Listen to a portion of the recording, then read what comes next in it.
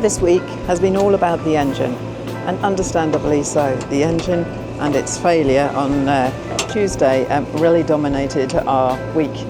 This is Gerald going into the engine room to try and fix the engine for about the 10th time. Go on, Gerald, tell us the methodology today. I'm going to hammer the solenoid. Excellent. And make the engine work.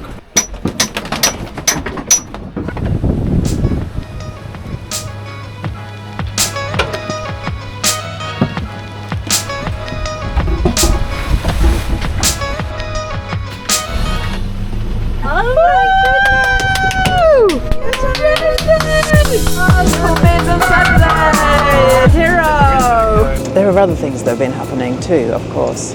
You may have seen in last week's vlog us having a go at getting the parasailer up. Now the parasailer is a downwind sail and it's a light wind sail.